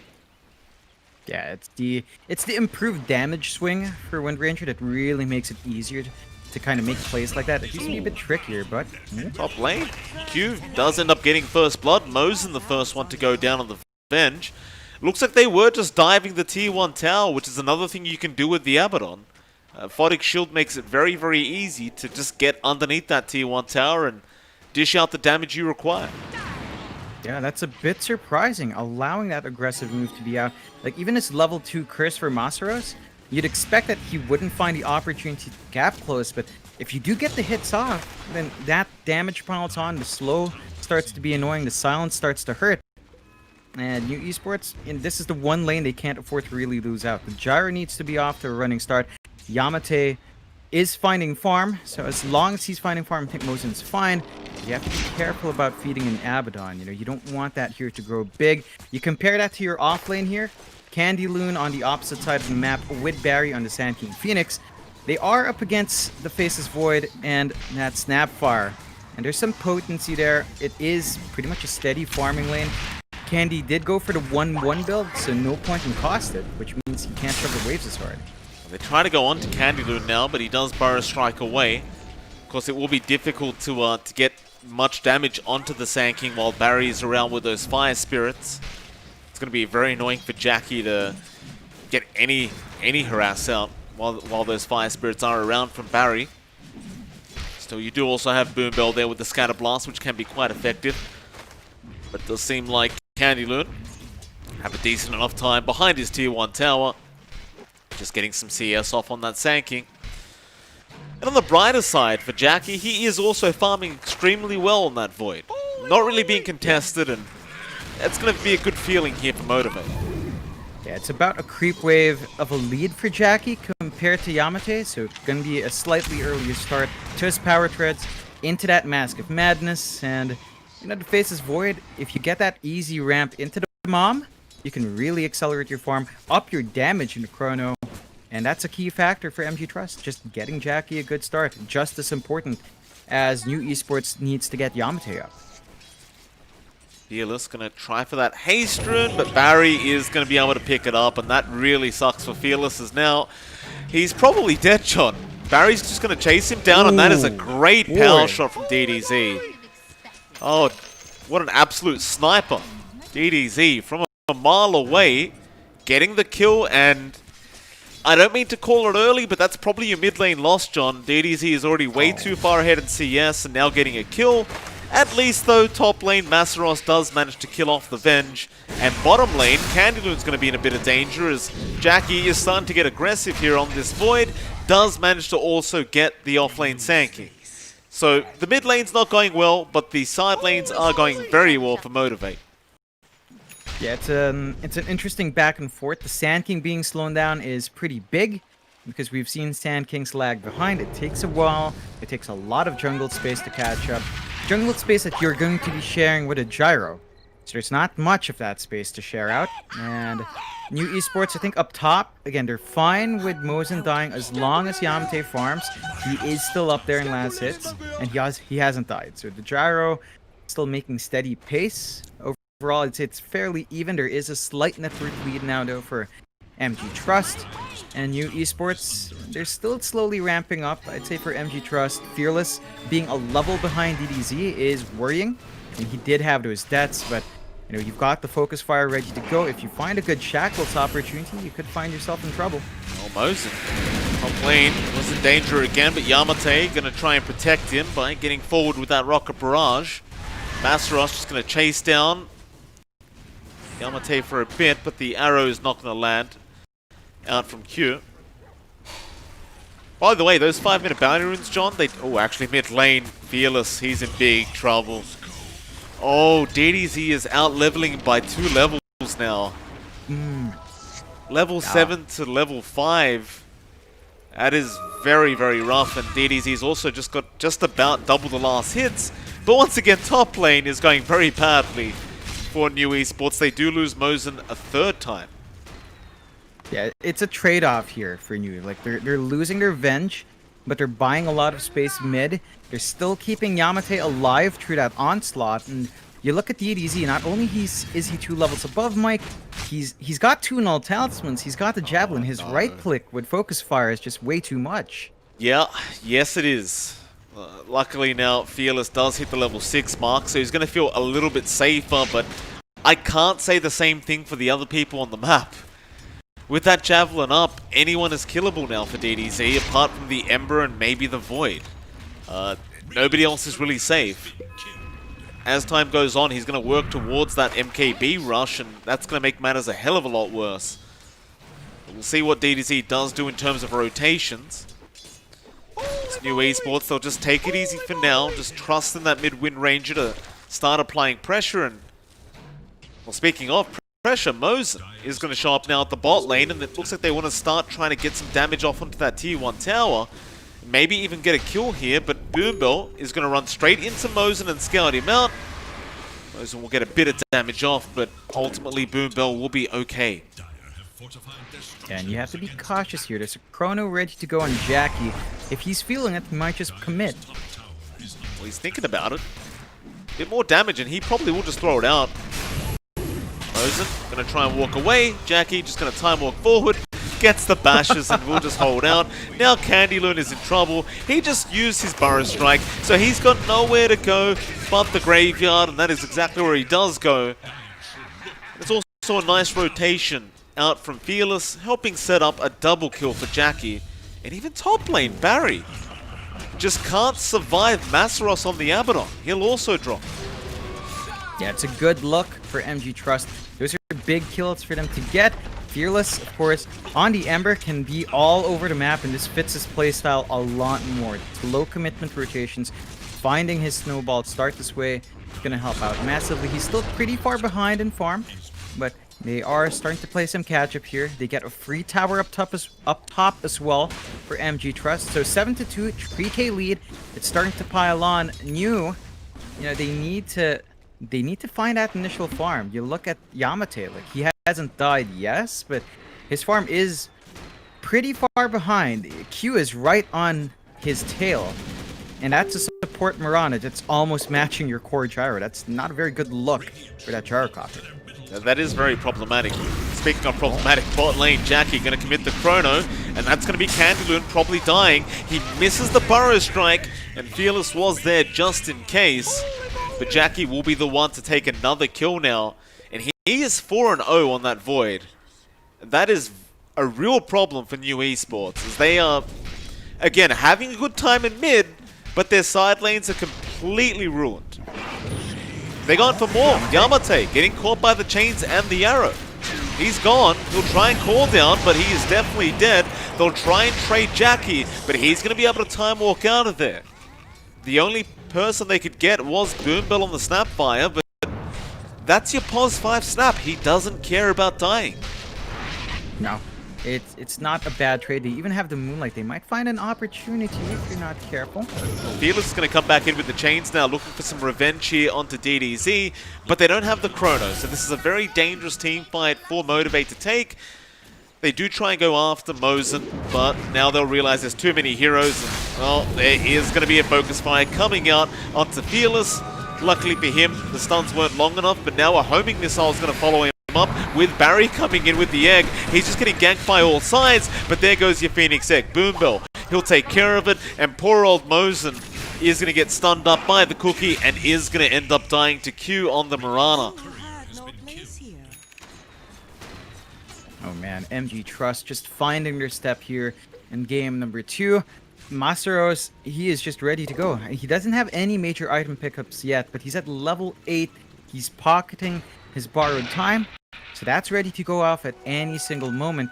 And that just gives him so much more opportunities to be aggressive. We're seeing the weakness of new esports draft. That Phoenix early on, right, being countered hard by Boombell. And, you know, level 1 little Shredder, that's all you need to really take out the egg. So, have to be a bit cautious when you do commit the egg. We don't even see an epicenter ready to go from Candy. He is, of course, opting for the Burrow Strike and Sandstorm first for farm and laning presence. Without the epicenter, though, that does take away your AoE damage in conjunction. You have to be a bit cautious. Oh, Fearless. Caught out by the shackles, but he's going to be fine. It's like DDZ wants to try and set up more that bot tier 1 tower. It's going to be a bit of a slow process. DDZ, he will eventually just commit the focus fire for it and should be able to clean up. Fearless, I don't think he wants to really jump in here. He'll just throw casual chains and Remnant away.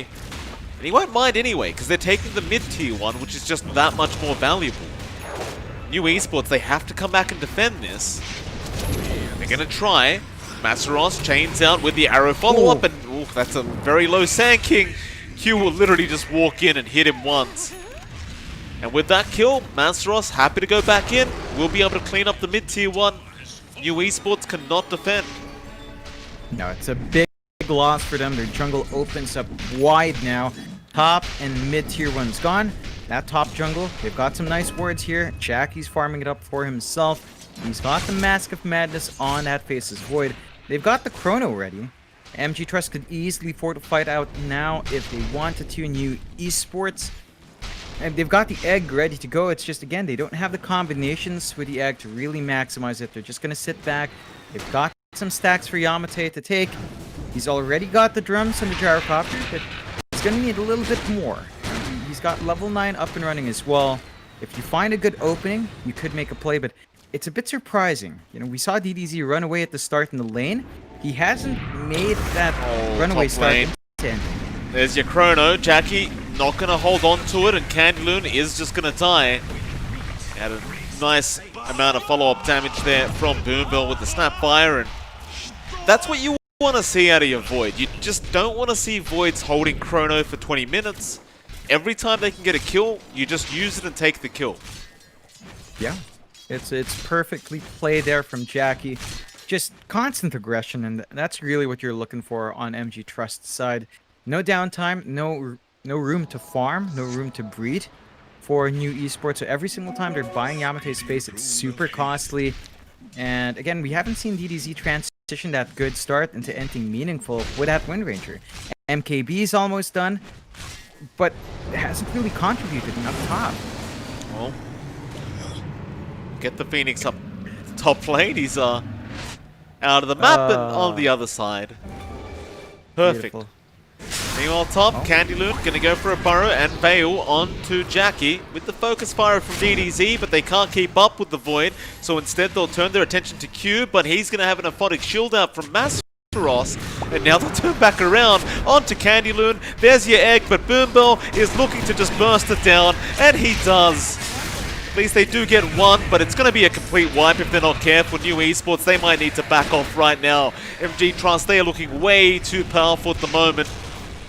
And they'll get a bit of damage out. Barry going to go for a dive in. Cool. It's a nice shackles out from DDZ, but it's an Abaddon.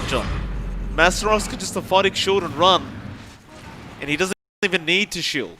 He'll just run. In fact, Q does at least go down to Yamate, but now he doesn't want to lose his life for this. He'll drop the call down. Masteros pops the borrowed time and just keeps going after that gyrocopter. So Jackie, he'll join in, but I don't believe they have the damage right now. They might need to just back out of there. Masteros will get stunned up. Now a cookie forward, another aphotic shield, but the shackles will be out, and DDZ will be able to get the kill. They do manage to barely turn it back around, but Jackie, he's not done. He wants to go back in. Still, Chrono's going to be back up in 20 seconds. This is how long this fight's been going. There's the Smathfire Kisses flying out. DDZ still wanting to fight, but needs to back off as it is raining fire on the Wind Ranger. Jackie back in, 10 seconds for Chrono. There's a double chains out, a nice shackles, but it's not going to matter. MG Trust just won't stop. And while it looked good for a second there for New, it ends up being pretty bad in the end. I mean, that's a dieback on Barry and the Phoenix in his rush to help out. And you mentioned how long it was. There's that Chrono ready to go now for Jackie, so they could easily just reset, look for another fight, and try again. New Esports, they cannot keep playing this game. Yamate still needs a lot of farm beyond those drums. He's making some decent progress in that jungle. You know, he's not too far behind in that fourth. Neither is DDZ for that matter, but it doesn't feel impactful. DDZ has the MKB. He needs a blink. They need that blink in the Wind Ranger just to jump in, get these fights started. It's either the Wind Ranger or the Sand King. And once you have one of those initiation tools, I think you're going to be a lot happier on the side of New Esports. Well, there's your call down out from Yamate, just trying to clear the creep wave in that mid lane. Man, he is really... What's he going to buy? He's got 3.7k. Just has the drums there, and he hasn't really made the decision yet, it seems. Okay. Okay, MKB. Okay. Yeah, I was going to say, I thought it might be the general ags that we always see from these core gyros, but well, he feels like he needs the damage, and I wouldn't necessarily disagree with that. He is lacking damage. Yeah, I don't think durability is the issue, so if you go Ags, it's like a mix of durability and damage, but in this case, you don't need the durability. You absolutely need more right-click. MKG is going to be helping out. It also preempts, say, Butterfly pickups or maybe a Radiance pickup if they thought Fearless was going greedy. Not the case. It's going to be an Ags for Ember as well, but it does cover your bases here. So you've got the Demon Edge up, a little bit more right-click flying out. The top tier 2, though, is being sieged. You only really have Barry for the defense once more. Fortify is expended. That does open up some opportunities up. If you look bot, New Esports trying to trade. You've got DDZ. Focus Fire isn't up, but with Avenge, this process is a bit faster for you if you want it to be. They're just going to focus it down with Masteros and Jackie. Of course, Curse of Avernus going to work on the tier 2 tower, and it's going to make it a much easier process for Jackie on that Void, who, by the way, is also working towards an MKB now. Just went for the BKB first, and has a double damage rune, so might go for the Roshan play. And why the hell not? It's just so perfect. simple. That's all you could ask for. Into that pit. New Esports, no wards around the area. Wait, you actually have one, but it's not spotting below that ramp. It's going to be a very fast rush. The scan is there, but they're way too far out. It just melts way too quickly with that DD. And there's that second life. So Jackie has more room, more choices for when to drop that Chrono. Can drop it in the first life, wait for him to die first, then follow up with a Chrono. A lot of options. You've got a pipe up and running on Masteros, so you're going to be able to eat through the damage of the Sand King, of the Gyro, even the Phoenix, not going to burn you as hard. It's all kind of just lining up here for MG Trust. Jackie run into Mosen. They've left the Vengeful Spirit to die on her own, and even Fearless killing off Barry at the top lane. Just gotten to that point now where the cause of Motivate Trust can just pretty much kill anyone they want to. There's not much they can do about it, and speaking of, Yamate needs to be very cautious as they have his number.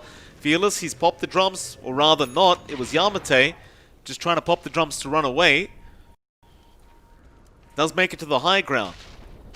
There is still a 6k net worth lead for Motivate, and there's still plenty of towers to be taken for him as Shackles going to be thrown out. Fearless just body blocking. Candy Loon's going to jump in, but misses the burrow. Well, they'll get the TP's bit, and that'll be it. They're just happy to retreat. Yeah, no major rush. MG Trust still hold on to the Aegis. They're not quite in position to fully maximize Jackie, perhaps waiting for that MKB first. And just kind of forcing New in an awkward position, although there are TPs down bot. Yeah, Masaros, he's not going to die. I mean, he's got no tower, so maybe he's got borrowed time. Focus fire. Okay, his team is trying to join up with him. He's got one charges. They're going to burrow strike him up. Focus fire. Masaros still alive. Doesn't eventually die, but now Jackie gets in there with the chrono, and he's got DDZ. A nice swap out, however, from Mosen, saving the life of his Wind Ranger, and they do also get the Aegis of the Void, but they have lost two. A double kill out for Boombell, and they want more. They're after Yamate now, who's going to try and man fight this one. Jackie's actually the one falling quite low with the stuns flying out, and the power shot. They do kill off Jackie. It's a great team fight out from New Esports. It seems like MG Trust, they just couldn't get it done. You've got to be careful about that magic damage coming out here. If you don't have the Abaddon around with a pipe, you cannot tank through that damage. And losing Masaros is what enabled New Esports to go in. Their magic damage was suddenly there, their control wasn't being purged off. If New Esports continuously punish Masaros for overstepping, the 4v5 for MG Trust gets a bit more difficult. You know, they lose more opportunities, they lose a lot of durability, and Masaros has to be very careful with his positioning. Doesn't want to overextend that much in this game. He does not. Yamate with that MKB up now is hitting so much harder. He was actually able to fight back with Jackie. Jackie yet to pick up the MKB of his own. Still needs that Demon Edge. Had he had that MKB, he probably would have killed off that Wind Ranger much, much faster. And that fight could have been a whole lot different. G-Trust, they'll need to wait out Jackie just a little bit longer. That is also going to give time for Yamate to get another item up. And speaking of another item, he's got 2.7k in the bank account now. Still nothing queued up, but you'd imagine at some point he must be going for the Aghanim Scepter. And this could be the time. Yeah. It's a good time for it. You've already got one DPS item up. So now you can stack on the durability. And we saw him barely survive. If he gets the Ags, it's going to be easier for him to stand in front. Easier for him to last through and do the damage he needs. However, you've got this Ags up for Fearless. So he has more remnants, more range, more damage.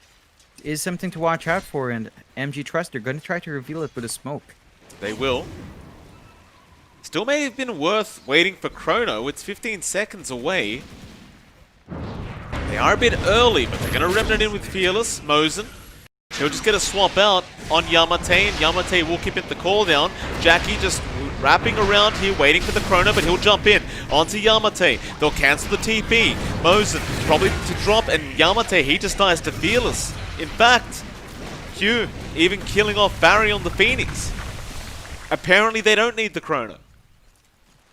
Yeah, the New Esports were split up really well. There was no opportunity for the Chrono, but when they do break up, when they don't have the follow-up stuns from Candy Loon, and they don't manage to commit, say, the Egg and the Epicenter on top, it is dicey. So they lose out in a nice fight there, coming out from MG Trust. They take that bot tier 1. They start to set their sights onto these remaining tier 2s. They want to start clearing out the map control, start really keeping New Esports in their base.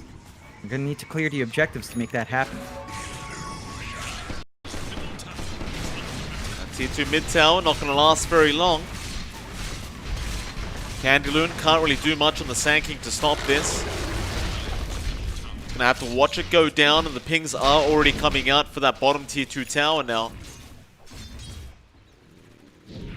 It will just start getting to work as you look back at Yamate. He's trying to finish off a BKB to deal with this side of Motivate. Of course, Fearless has been a big thorn in Yamate's side.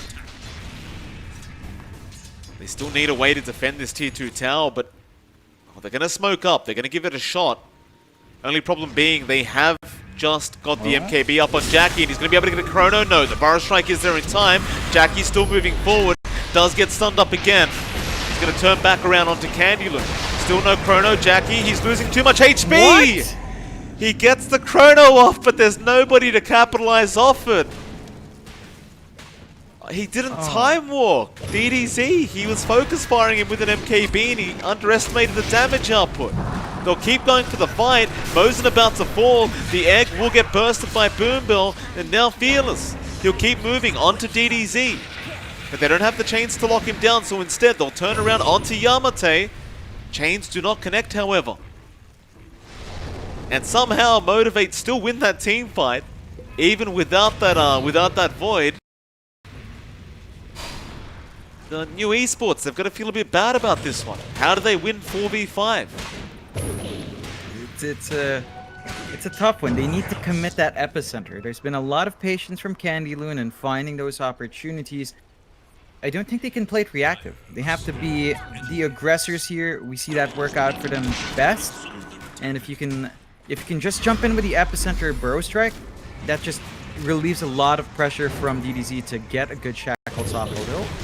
Chains out with the Mortimer's Kisses flying into BDZ, and he's taking so much damage, but Mosin will save the day. It's going to cost him his own life, however. The life of a vengeful spirit, and now Jackie back in without the chrono, but just jumping. Great chains out from Fearless, and they are going to burst down 2 more, and Jackie with that BKB wanted to go for more, but he will think better of it. Maybe now, however, Yamate, he was a bit far forward. Masteros will get started. Yamate pops the BKB, but the bashes are still going to go through it, and Jackie does kill him off. And there is no buyback available on Yamate. That's a big one. That's the kill they're looking for. There's still an option to play with the epicenter for Candy Loon, but the options are limited. Like, DDZ can only do so much solo. The cooldown on focus fire now, with the changes, of course, in how you build and what the Ags does, means that you're not able to just constantly spam it, and that just means that there's so many opportunities here for MG to just siege away. There's nothing to stop them. No, there is not. MG trust. They'll take the first racks of the game, and they look to back out. No need to rush this. Of course, there was about 20 seconds left for Yamate to come back into this, but it's going to be a bit too short for them to really try and take another barracks. I mean, they could always just wait out the next Roshan. In fact, it's already up. So, it's about that time. That'd be perfect. Just go right in, and new esports right now, they don't have any wards watching that pit, so it's going to be a straightforward take. And this is not an objective they can allow to slip away. They've lost their outpost as well. There's not going to be any TP points. They're going to have to really be aware of that pit somehow. I'd say a ward would be really good, but they just can't get in position. And there's those pinks. MG Trust straight into that pit. With the damage you have on Jackie right now, there's no reason not to. He hits so hard. It's going to be a very easy Roshan take. Even the Moonlight Shadow out now, just in case. Nobody is coming from new esports. I mean, they've smoked up, but they're not going to make it in time. Roshan's down. Jackie will take the Aegis, and Cheese will go to Masaros, making him that much harder to kill, and they'll smoke into that mid lane.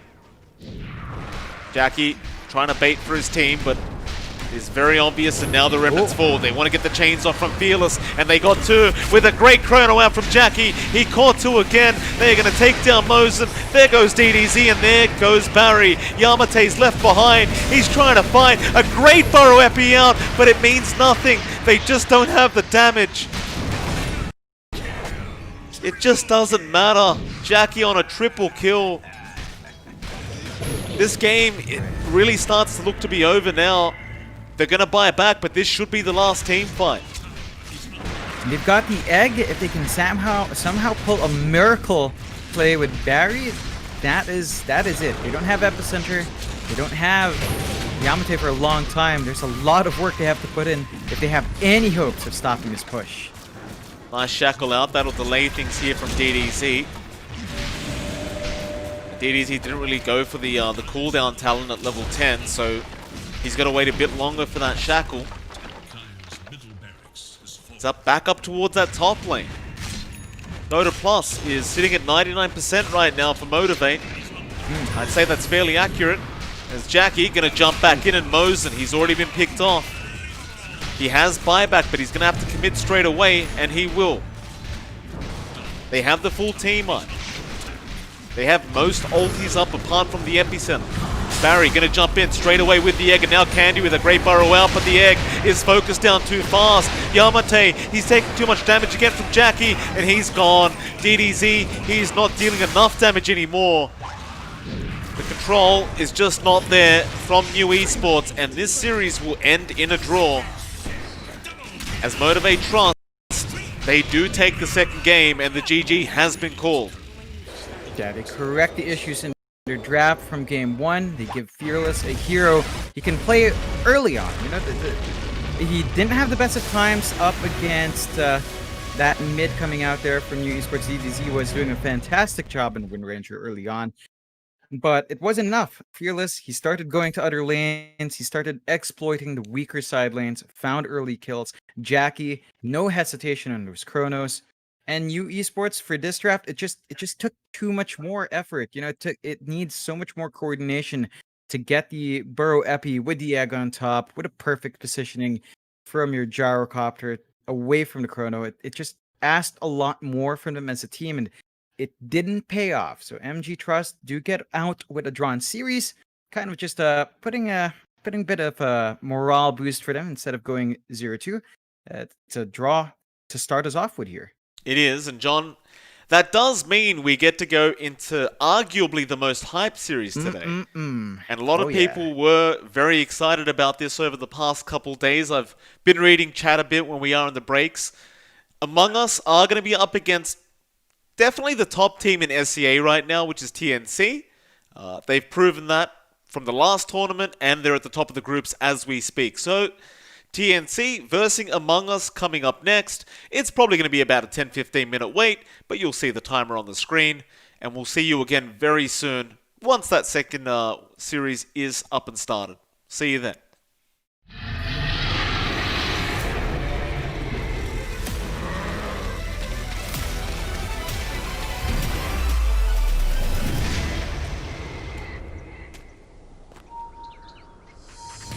Ooh, that's life.